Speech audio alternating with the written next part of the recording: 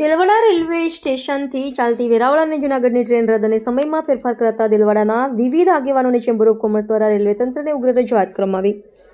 ગીર સોમનાથ જિલ્લાના ઉના તાલુકાના નુના Delwada railway station અંગ્રેજોના શાસનથી ચાલતું રેલવે સ્ટેશન હોય અને ત્યાંથી વેરાવળ અને જૂનાગઢ જતી વર્ષોથી ચાલતી ટ્રેનો હોય તેમને રેલવે વિભાગ દ્વારા તારીખ 19થી બંધ અને સમયમાં ફેરફાર કરાતા પૂર્વ પ્રદેશ મંત્રી Vijaybhai Bambhaniya, Delwada chamber of commerce, મુસ્લિમ પંચ ટ્રસ્ટ, દેલવાડાના સરપંચ પૂજાબેન વિજયભાઈ બાંભણિયા અને તાલુકા પંચાયતના સદસ્ય દેવશીભાઈ મકવાણા દ્વારા લેખિતમાં ટ્રેનો ફરી ચાલુ કરવામાં આવે તેમજ સમય યથાવત રહે તેવી ઉગ્ર માંગ સાથે આજે દેલવાડા રેલવે સ્ટેશનના સાહેબને પત્રો દ્વારા ઉગ્ર રજૂઆત કરવામાં આવી હતી।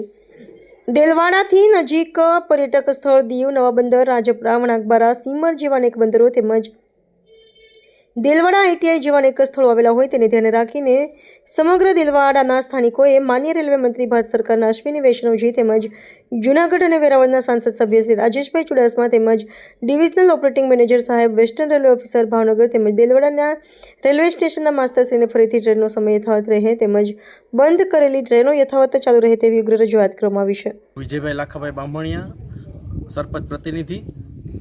દેલવાડા ગામે આજરોજ જે 19 તારીખે ટ્રેન બંધ કરવાનો જાહેરાત થઈ છે તેના પરિણામે Delwada chamber of commerce, Delwada મુસ્લિમ સમાજ તેમજ દેલવાડા સરપંચના પ્રતિનિધિ તરીકે અને દેલવાડા ગામના તમામ આગેવાનો અને દરેક સમાજના આગેવાનો સાથે મળી આજરોજ અમે આવેદનપત્ર આપ્યું છે અને આ ટ્રેન જે અંગ્રેજોના શાસનકાળથી જે ચાલુ છે તે કાયમી ધોરણે ચાલુ રહે અને આ વિસ્તારના ઓછામાં ઓછા 50 ગામો અને દીવ જિલ્લાને કાયમી માટે સહુલિયત મળી રહે તેના માટે અમે રજૂઆત કરવા માટે આવ્યા છે।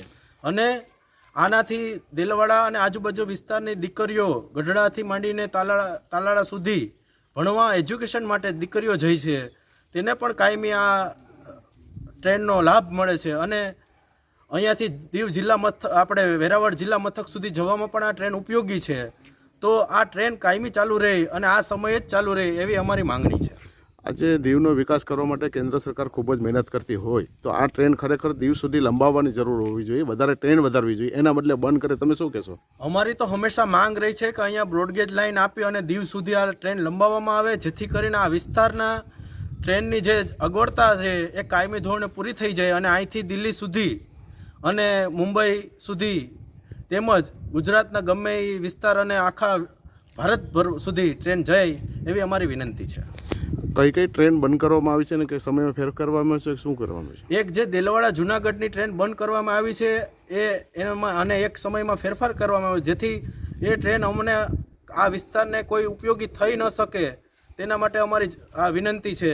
અને આ અમારી એક એ પણ વિનંતી છે કે અહીંયા દેલવાડામાં જે પહેલાં રિઝર્વેશન ચાલુ હતું એ પણ તાત્કાલિક પ્રભાવિતથી ચાલુ કરવામાં આવે જેથી આ વિસ્તારને મોટો લાભ મળે। વિજયભાઈ, કહેવામાં આવે તો અહીંયા મોટા મોટા બંદરો આવેલા છે, નવા બંદર, રાજપરા જેવા અનેક બંદરો આવેલા છે, વણાકબારાથી મોટા મોટા બંદરો, તો એને પણ નુકસાન થઈ શકે છે, શું કહેશો? આ આવનારા વિસ્તારમાં અહીંયા આપણે જેટીનું મંજૂર થઈ છે નવા બંદર, આજુબાજુના વિસ્તારમાં અને અહીંયા દેલવાડા જેટીના જીઆઈડીસી માટે પણ પ્રસ્તાવ અમે મૂક્યો છે।